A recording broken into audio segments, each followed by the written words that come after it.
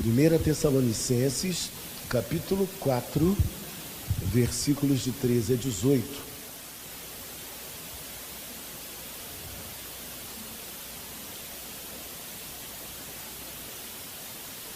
Amém? Todos acharam? Diz assim a palavra do Senhor, Tessalonicenses, 1 Tessalonicenses, capítulo 4, versículos de 13 a 18, quando a palavra do Senhor nos diz assim: Não queremos, porém, irmãos, que sejais ignorantes com respeito aos que dormem, para não vos entristecerdes como os demais, que não têm esperança. Pois se cremos que Jesus morreu e ressuscitou, assim também Deus, mediante Jesus, trará em sua companhia os que dormem. Ora, ainda vos declaramos, por palavra do Senhor, isto, nós, os vivos, os que ficarmos até a vinda do Senhor, de modo algum precederemos os que dormem. Porquanto o Senhor mesmo, dada a sua palavra de ordem, ouvida a voz do arcanjo e ressoada a trombeta de Deus, descerá dos céus, e os mortos em Cristo ressuscitarão primeiro. Depois nós, os vivos, os que ficarmos, seremos arrebatados juntamente com eles entre as nuvens, para o encontro do Senhor nos ares, e, assim, estaremos para sempre com o Senhor. Consolai-vos, pois, uns aos outros com estas palavras. Oremos. Senhor Deus e Pai, te agradecemos, ó Deus, por tudo que já aconteceu aqui, pelas leituras bíblicas, ó Deus, pelas orações, pelos hinos e louvores, pelas ofertas e dízimos trazidos à tua casa. Obrigado, Deus, por tudo isto. E nós te pedimos agora que o Senhor fale conosco através da tua palavra. Ó Deus, é assim que nós te oramos e desde já te agradecemos, porque o fazemos em nome de Jesus. Amém.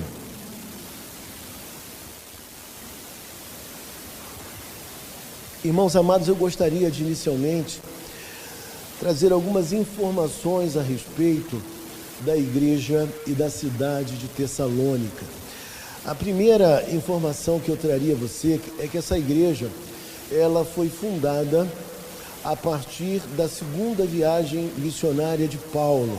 Então, Paulo teve um papel muito importante na formação daquela igreja. Outra coisa importante dizer aos irmãos é que aquela cidade era uma cidade portuária da Macedônia, de muita importância naquele momento. Também a população era composta por gregos, romanos e judeus. Se você desejar ler um pouco mais, saber um pouco mais sobre a fundação desta igreja, você poderá ler depois Atos dos Apóstolos, capítulo 17, versículos de 1 a 10. Eu diria para você ainda que a cidade de Tessalônica era uma cidade idólatra, uma cidade profundamente idólatra. Então, dentro de uma conjuntura como essa, de uma população mista, ou seja, de gregos, de romanos e de judeus, o apóstolo Paulo leva o evangelho àquela cidade e ali surge uma comunidade em meio a uma população profundamente idólatra. Portanto, essa igreja era uma igreja jovem, E Paulo, com essa carta, ele visa justamente trazer mais algumas informações, esclarecer alguns pontos importantes sobre o evangelho, porque essa igreja novata, ela estava vivendo uma série de questionamentos, ela vivia algumas dúvidas em relação à fé. Alguns chegam a dizer que talvez Paulo não tivesse sido muito explícito a falar sobre a ressurreição, mas na verdade isso não aconteceu. Paulo pregou o evangelho àquela comunidade de maneira correta. O que acontece é que a população grega, o povo grego, eles tinham uma profunda dificuldade de acreditar na doutrina da ressurreição, porque os gregos entendiam que a alma, sim, era eterna, mas o corpo, ele iria perecer, o corpo não tinha nenhuma importância maior. A coisa mais importante a acontecer com a alma era justamente ela se libertar do corpo. O corpo era um mal, né? Eles fragmentavam o ser desta maneira e isso era muito ruim. E dentro dessa concepção que eles foram doutrinados e ensinados, quando chega a mensagem de Paulo falando sobre ressurreição, isso não cai muito bem dentro da concepção que eles nutriam. Foi isso que aconteceu. Se nós lermos o capítulo 17, versículo 32 de Atos dos Apóstolos, você vai verificar que quando Paulo prega lá no Areópago, em Atenas, Paulo fala diversas coisas, mas quando ele anuncia a ressurreição, as pessoas dizem para ele assim: neste ponto nós te ouviremos em outra oportunidade, porque para eles essa ideia não era uma ideia muito bem-vinda. Então, o povo de Tessalônica, principalmente o povo da igreja, estava tremendamente confuso e com um questionamento. O que vai acontecer com aqueles que morreram? Aqueles nossos irmãos em Cristo que já morreram quando da volta do Senhor? Era uma pergunta que eles se faziam. Porque para eles até entendiam e compreendiam muito bem que Jesus havia ressuscitado. Mas a ideia de que eles também ressuscitariam era uma ideia extremamente difícil a compreensão deles. Era algo difícil para eles. Portanto, Paulo escreve justamente para orientar a igreja nesses pontos em que a igreja não estava compreendendo muito bem qual era a razão da sua esperança. Porque na visão daquele povo, eles estavam acreditando que quando Jesus viesse, aqueles que já estavam no túmulo e que eram cristãos, eles iam perder todo aquele evento glorioso de Jesus Cristo voltando, o retorno de Cristo. Então, isso para eles era algo que os afligia profundamente. E quando nós lemos o versículo de número 13, nós lemos assim: não queremos, porém, irmãos, que sejais ignorantes. Ignorantes aqui não significa dizer, como nós usamos popularmente, essa ideia de alguém que tem alguma dificuldade cognitiva, alguma coisa que o valha. O texto aqui está dizendo daquelas pessoas que não têm conhecimento a respeito de um assunto. Era necessário que eles fossem esclarecidos sobre essa temática da volta de Cristo. Então, queridos, o papel nosso como pastores, como pregadores, é de esclarecer o povo a Bíblia Sagrada. E eu coloquei essa semana uma postagem falando a respeito de Calvino, né? E o texto que eu coloquei dizia que Calvino, domingo após domingo, dia após dia, ele subia ao púlpito e de maneira muito paciente, ele pregava versículo a versículo da palavra, livro por livro da Bíblia, para que todos pudessem compreender todo o conselho de Deus. Paulo não queria que essa igreja nova, recém-fundada, que esta igreja permanecesse na ignorância espiritual. Por quê? Assim como nós hoje, aqui no Brasil, também recebemos uma influência grande da nossa cultura, eles também passaram pela mesma influência. Quem aqui nunca ouviu alguém dizer assim: morreu, acabou? Não é assim que falam para nós aqui? Morreu, acabou. Os vivos é que importa. Quando você morre, acabou. Mas só que a Bíblia Sagrada não nos diz isso. A Bíblia fala que há uma profunda e grande esperança para cada um de nós. Nós que já perdemos entes queridos, que morreram no Senhor, nós sabemos que haverá a ressurreição. E Paulo, quando pregou aquela igreja, ele enfatizou a ressurreição de Cristo. E se Cristo ressuscitou, nós também ressuscitaremos com ele. É isso que nós precisamos pregar e ensinar.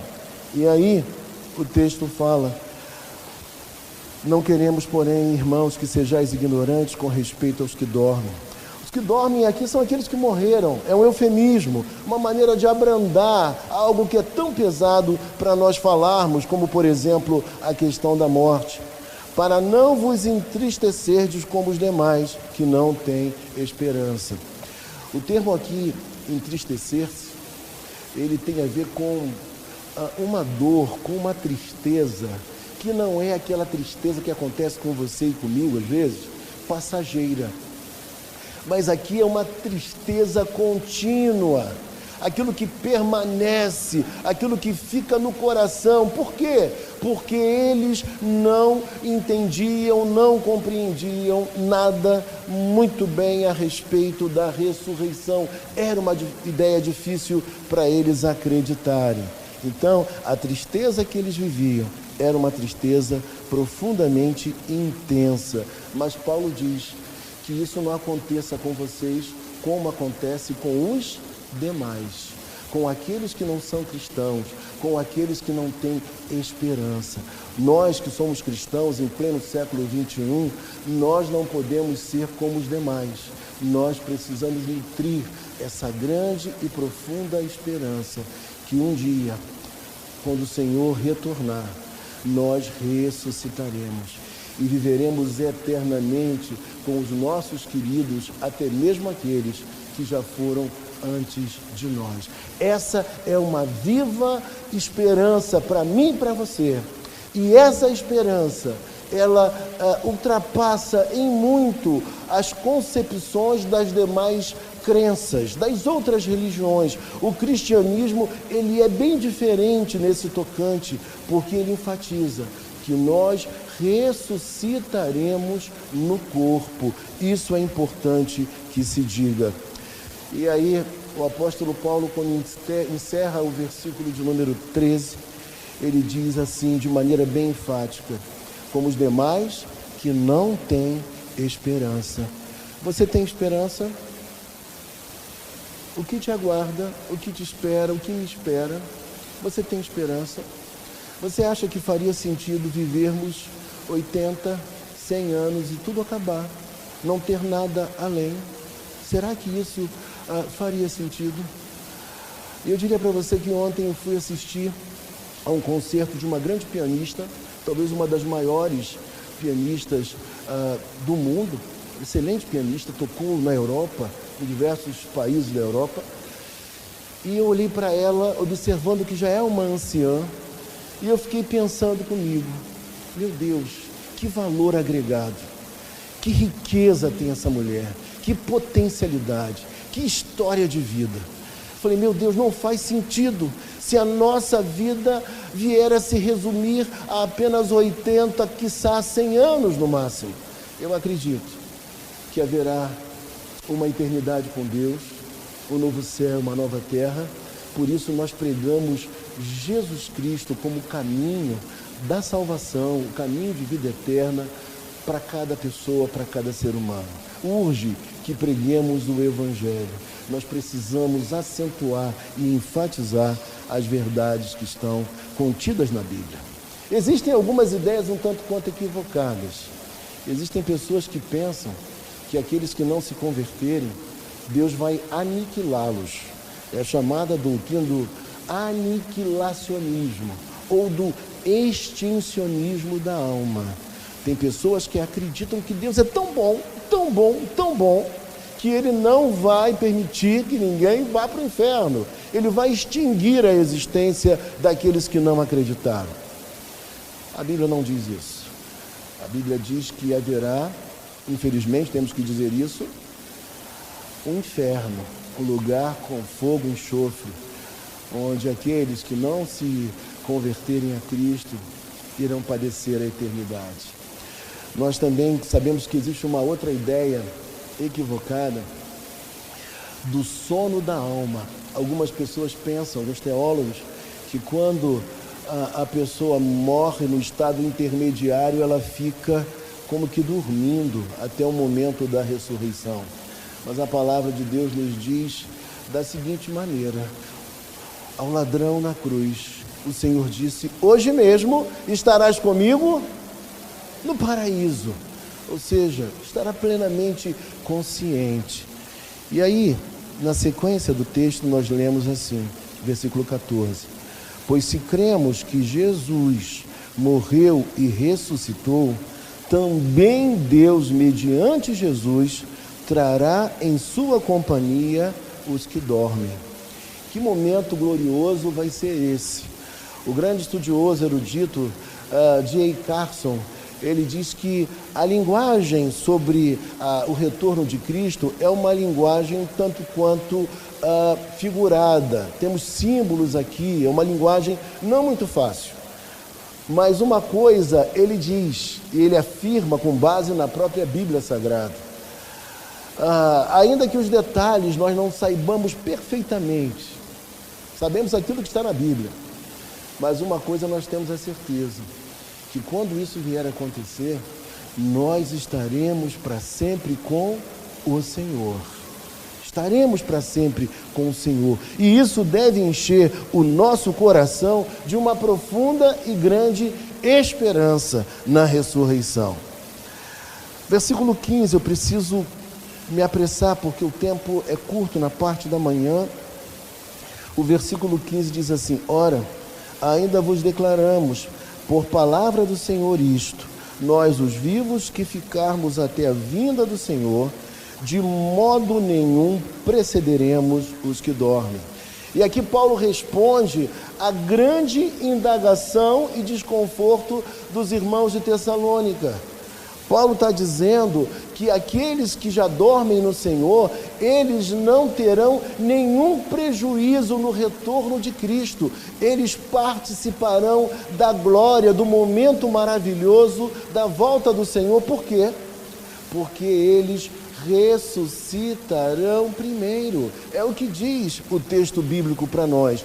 Na parousia, que é o termo grego para a vinda do Senhor, parousia, alguns falam parousia, essa ideia é como a ideia de um imperador vindo visitar uma cidade no passado.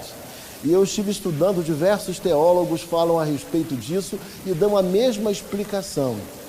A explicação é a seguinte: quando da volta do Senhor, acontecerá como acontecia no mundo antigo.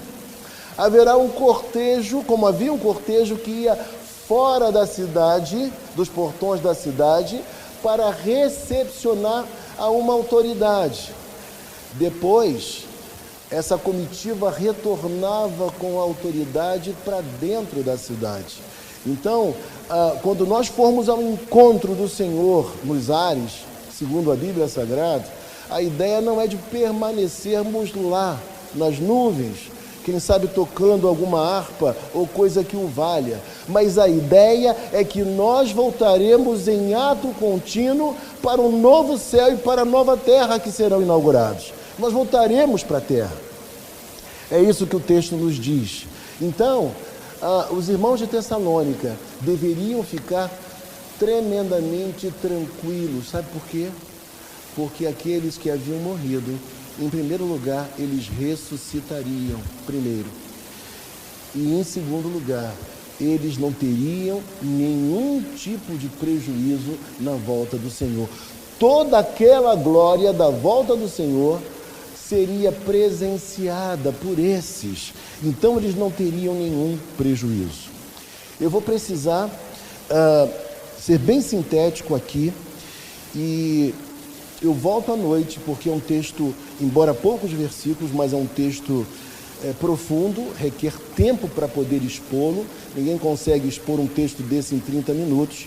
Mas eu quero partir agora, finalizando, para o segundo problema, a segunda indagação que os irmãos de Tessalônica também tinham. Que indagação seria essa? Veja comigo no capítulo de número 5, versículo 4. Olhe para a sua Bíblia quando o texto diz assim para nós: mas vós, irmãos, não estáis em trevas, para que esse dia, como ladrão, vos apanhe de surpresa. O segundo problema, a segunda questão que envolvia a esta igreja é que eles tinham um medo terrível de que o Senhor voltasse e eles fossem surpreendidos nesta volta e não fossem levados com o Senhor, arrebatados com o Senhor. Olha que dúvida que eles possuíam. E por conta disso, o apóstolo Paulo, ele escreve justamente para dirimir a esta dúvida que afligia aqueles irmãos. Por isso o texto diz: mas vós, eu poderia dizer, nós aqui também, irmãos, não estáis em trevas, para que esse dia, como um ladrão, vos apanhe de surpresa. Os eleitos não ficarão de fora deste momento glorioso. Nós subiremos para o encontro nos ares com o Senhor. Nós estaremos com Ele também neste momento glorioso. Não deveria ser para eles uma preocupação, como também não deve ser uma preocupação para nós.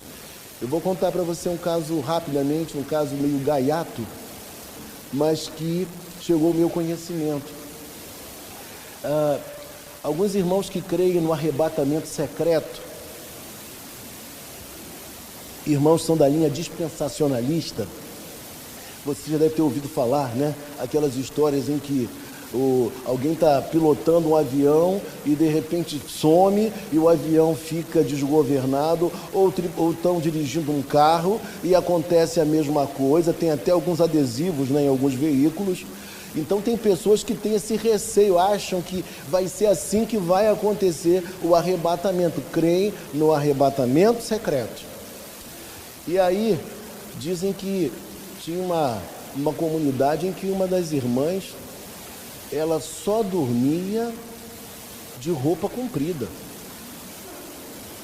porque o grande receio dela é que o arrebatamento chegasse e que ela ficasse por conta de não estar adequadamente vestida.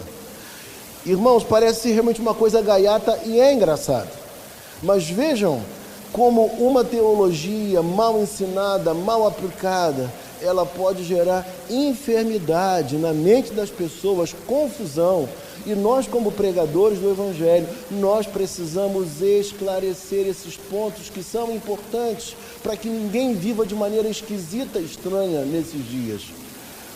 E é justamente sobre isso que a igreja de Tessalônica estava pensando, estava refletindo, e o apóstolo Paulo, dando uma grande demonstração de amor pastoral, ele escreve de maneira amorosa e cuidadosa para que aqueles irmãos pudessem compreender a viva esperança que os aguardava. É essa esperança que nos aguarda. É essa esperança que eu tenho quando eu lembro de pessoas muito amadas e queridas que já foram antes de mim.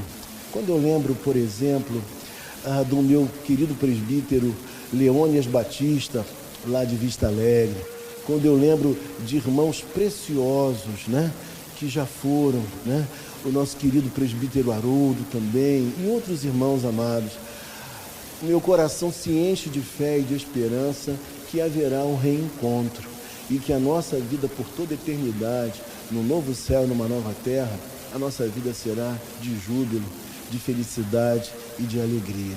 A esperança para você e a esperança para mim também. E é isso que deve povoar a nossa mente e aquecer o nosso coração. Que Deus possa nos abençoar rica e copiosamente.